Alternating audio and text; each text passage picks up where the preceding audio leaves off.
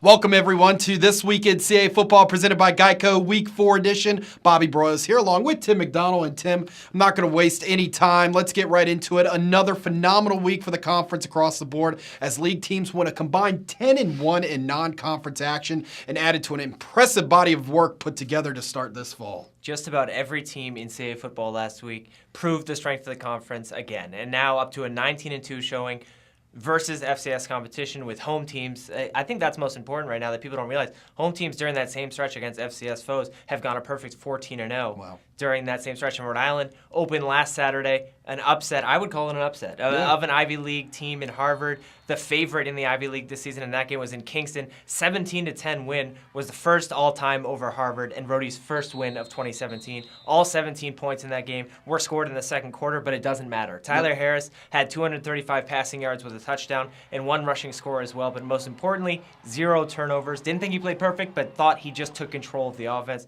Jose Duncan had 3 tackles for loss and 1 forced fumble to lead a great defensive effort that kept Harvard scoreless in the second half. And again, I don't care if Harvard is down this year, if whatever, that was their first game. To beat Harvard in the way that they did, it gives a lot of momentum for this team moving forward. Down in Rhodes Stadium, Elon earned a top 25 win over Charleston Southern, which at the beginning of the year, if you told me that, I don't know if a lot of people would have believed you. But Malcolm Summers stepped in for the start and rushed for 178 yards. All he had was 30 carries and 1 touchdown, and that was the most rushing yards by a Phoenix back since 2010. The Phoenix now are 2-1 overall, leading into league play. Hats off to them. Towson hung on for a win in Loretto at St. Francis, reminding us all frequently that kickers are also people too. Yes, they are. Aiden O'Neill seems like we're calling his name a lot for the end of games, but kicked the game winner from 42 yards out as the clock expired in the 16-14 victory. O'Neill made 3 field goals, let's not forget that, in that one as well, and Ryan Silver passed for 247 yards and rushed for 75. The Tigers, I thought the biggest response, gave up the lead late, 2:24 left. You're thinking, okay, man, that stinks, but still found a way to come back and hand the Red Flash their first home loss since 2014. Wow. Again, hats off to Towson on coming back and finding a way. We had to double-check the scoreboard on CAFootball.com a few times. I was refreshing and wondering what's going on here, but you look at the other games around the league, Richmond, JMU, Delaware, Nova, Stony Brook, taking care of business and then some at home. I mean, just phenomenal offensive showings. I don't even know the biggest takeaway, so we're just going to mention that they scored a lot of points and move on. Finally, you have to credit William & Mary New Albany, closing things out at home as well with wins over Bucknell and Monmouth. And both the Tribe and the Danes, by the way, moved to 2-1 overall. A phenomenal week of non-conference play. I know there's still a couple down the way. Yep. Most of the teams wrapped up non-conference play, but just a great, solid ending for the most part across the board. Well, if you thought that was fun to talk about, let's get to that conference action this week. Now the real fun begins. 5 conference matchups highlight this weekend's action throughout Saturday, beginning with the trip to Harrisonburg for the Maine Black Bears, who take on the top-ranked JMU Dukes for a 1:30 p.m. kickoff on Masson. Tim, Maine had the extra week to prep with a bye, but JMU has some tough news coming off its win versus Norfolk State, too. I know. There's a couple of different storylines, but what you learned on Monday during the conference call, a few things. You learned 5th-year senior running back Cardin Johnson is going to miss the rest of the season due to a lower leg injury. Absolutely hate to see injuries happen. And injuries, again, is one of the themes this week of our Going Deep feature. But you hate to see it all the time, but to happen to someone like Cardin Johnson, a person like Cardin Johnson, who also missed the last half of 2016 due to injury, obviously a very difficult situation, and you only hope the best for him moving forward. The Dukes stay home for the 3rd straight week in open CAA play, riding that Division I leading 15-game winning streak. Now they're up against the 1-1 Black Bears. Marcus Marshall and Trey Sharp, I know they both have experience, and I know we've both seen them play and contribute right away, but they're going to be asked to carry the load now without Johnson. And I think they can do it. It's just a question of can they be able to step in right away. With the other teams, we might sit here and ask about depth, and we might say, I don't know if they have the depth, but with the Dukes, even if it's a wide receiver, even if it's that running back, the next man up mentality already proves it's worked with this team. Last week in the 75-14 win over Norfolk State, JMU rolled up over 400 yards rushing and held the Spartans to 91 total yards of offense. In the running game, even newer faces should be capable, I think, of picking things up. And if you like games that display a whole lot of unknowns, especially in terms of teams facing different foes, different opponents leading in to face a contest, this one is for you. And Maine makes its first trip to James Madison since 2011.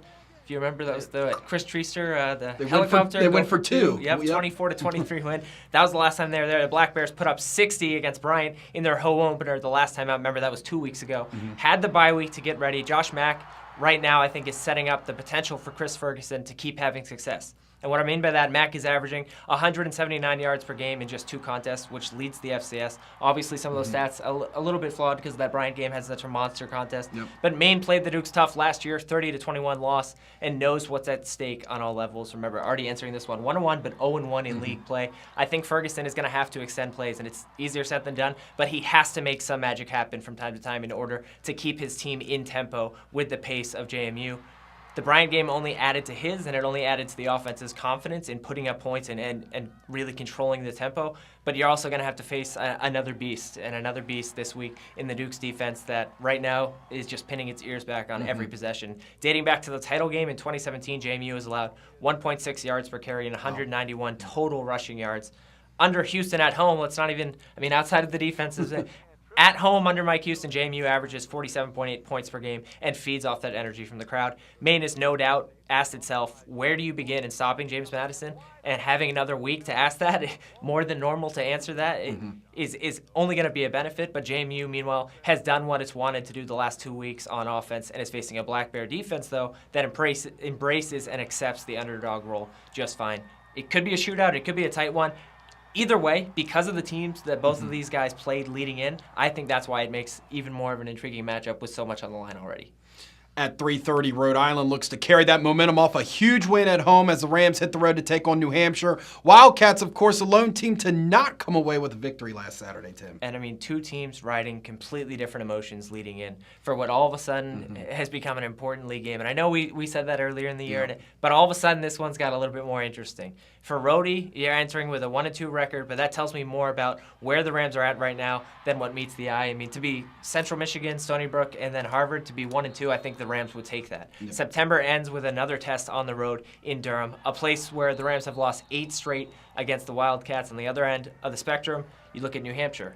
Entering this one looking to get over and hopefully forget a 51-26 loss to Holy Cross on the road last Saturday. The Wildcats scored the first 7 points of that game in the loss, then gave up 30 straight points into the second half. And a lot of issues, a lot of mistakes in every phase of the game, snowballed all over the place in that first loss of 2017. Trevor Knight, I didn't think he played too poorly. Actually passed for a career-high 3 touchdowns, fouled Neil O'Connor twice, but the defense gave up 5 touchdowns passing and over 500 yards to Holy Cross. In obviously a game where you'd look around and say New Hampshire usually takes care of non-conference play business. So that's why it was interesting seeing the only team to lose last week was New Hampshire across the CAA. But the Rams right now can hope for Tyler Harris to take care of the ball like he did last week and continue to take shots downfield at the right times. Not just taking shots when he wants to, but at the right times. How many times have we seen him find guys, Aaron Parker, 80-yard scores like it was nothing? Harold Cooper needs to stay hot. He has 7 straight games right now of going over 100 yards of all-purpose, and he had 175 last week. Rhodey and UNH are closer than you think in terms of production. If we're talking stats, if we're talking on paper through 3 games. The Cats right now are 5th in offense in the CAA. The Rams are 6th. UNH is 9th in total defense, and Rhodey is 10th. Both teams still have plenty of answers, and I know it's not all gold, it's not all rainbows. Both teams still have lots of answers, and both have already played one conference contest. That's what I think makes this one interesting. Knowing that they've already played conference play, there's momentum on both sides coming in. That's what makes this one a little bit more intriguing than we thought it maybe could have been even 2 weeks ago. Yes, and this one will be live, by the way, on ESPN3. The CAA football game of the week on College Sports Live kicks off at 6 as Stony Brook welcomes Towson to Long Island. I thought the Seawolves, both of these teams were due last week, don't get me wrong, but the Seawolves I thought were due for a win like they had. And you look at the pure domination over Sacred Heart, a 45-7 final. 6 different players scored, 294 rushing yards as a team for the Seawolves. The defense blocked a punt for a touchdown for the 5th time in the last 15 games. Limited Sacred Heart, a good Sacred Heart team who came in scoring a lot of points to just 206 yards of total offense. And with really no doubt throughout that contest that Stony Brook was going to step on the neck and was going to take control. Carbone found 3 different receivers in the end zone, setting another career high. And again, we talked about Towson finding a way, but I thought that was a very important win just moving forward. Even though it's a St. Francis team that puts up a lot of points, got it done. As mentioned, ran 44 plays rushing versus 44 plays passing. And we saw Ryan Stover give some glimpses as the right guy, at least for the time being, under center. Didn't throw for a touchdown, but as we mentioned, did throw for over 240 yards. Did rush for 75 yards, was actually the team's leading rusher, so that added a little bit more of a spark than what we thought, because we still don't know a lot about Ryan Stover. Stony Brook is allowing 109 rushing yards per game and seems to have figured out some new looks on offense in the last 2 weeks, especially in Towson. is actually right now better against the pass so far, 171.7 yards per game allowed, but will need to rely on turnovers, need to rely on some miscues to slow down the Seawolves because the momentum right now, if you ask us, is riding on the Seawolves.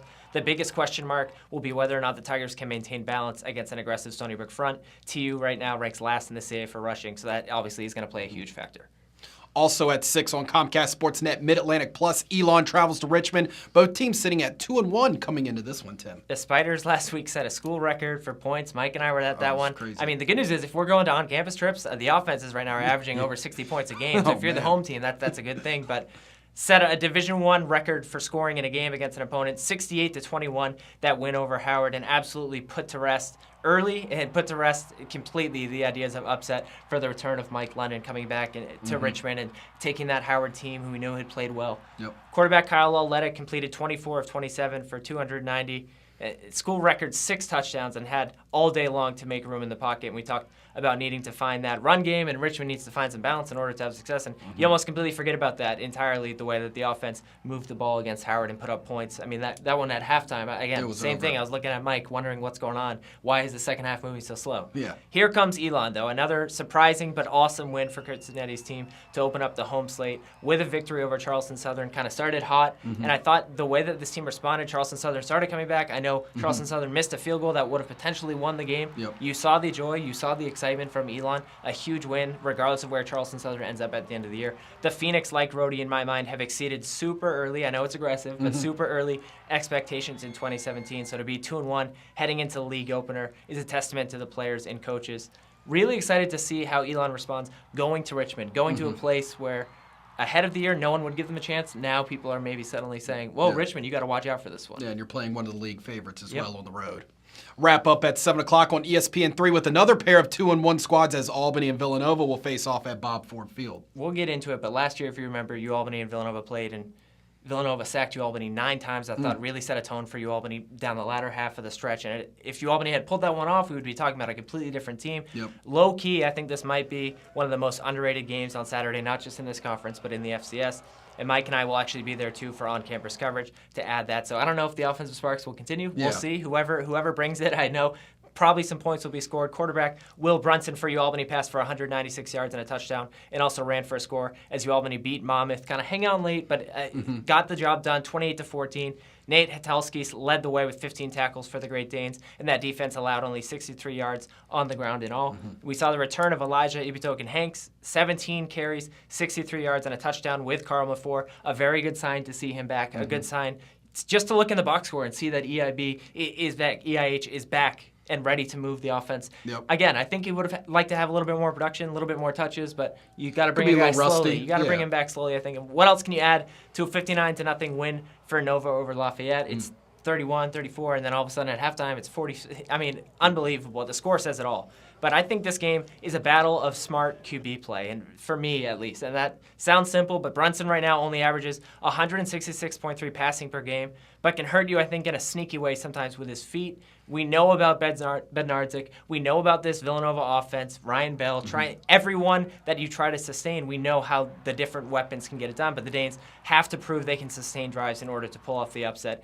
Albany right now is 4th in scoring defense. I know it's only been 3 games, with 17 points allowed per game. Nova is 5th at 17 points per game, right behind. Something has to give. Albany is also obviously has the advantage, making up for that loss last season to Villanova, in which the Wildcats, I thought, dominated and set the tone at the line of scrimmage. Believe me, a lot of Albany players are going to remember that game. I know they helped Ibitokin-Hanks stay in check for the most part. Yeah. A lot of players remember that one. This is a low-key, like I said, a game at the end of Saturday night when all the other games are wrapping up. You might want to tune in just because anything can happen. Albany playing at home. I think it's a really good matchup between two teams who want to do the same type of things on both sides of the ball. CAsports.com/live scores is your source for live scoring and live stats throughout the 4th week of the college football season. If you need television and live streaming information, CAsports.com has all that and more. 2 trips are in the books right now for on-campus coverage, and we're back on the road this weekend at Albany. Not going to give anything, you know me, I like to tease things, I like to hype it up, but remember, you guys can follow us on social, CA Football on Twitter, CA Football on Instagram, CA Football on Facebook. Join the conversation as well. I know we'll get into the yak a little bit, but if you guys have any questions, we'll do the tailgate tours on campus this week. Any questions, any spots that you think you want us to hit up, Again, just follow us on social and use the hashtag CAAFB to join the conversation. The tailgate tours have been fun watching you. They have. I got to find some more dogs. Around. Maybe Blitz will come out this weekend. There you go. And of course, the second Going Deep feature will be available this Thursday online and on our social media platforms with a feature on the Richmond Spiders. Interesting story you guys have on the Spiders on this one, Tim. I know. It's looking at, it might sound simple, great time, but looking at the injury impact and not just what happens when someone gets injured. A lot goes into the rehabbing and the prevention of preventing injuries from happening with the Spider staff. We met with the Spider medicine. We met with Spider strength coach. Open my eyes. I know open my eyes. A lot of people don't understand the process of when a player gets hurt, what are the steps that actually needs to happen for that player to come back. And for us, I know it was great to talk with Kyle Aletta, very open about his injury last year. The Richmond staff, Coach Huseman, a lot of people opened up about the injury process, and I know it hurt Richmond last year with a lot of players being injured. A different view, I think, into the rehab and the prevention process for injuries. A little bit of a different on-campus Going Deep feature. That's why I think it'll be an interesting one.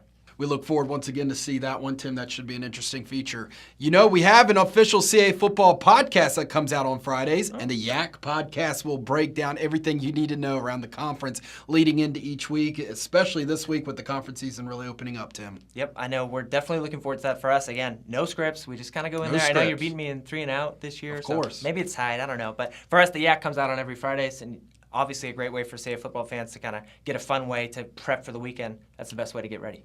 Good luck to all the teams this week. Enjoy the games, everyone.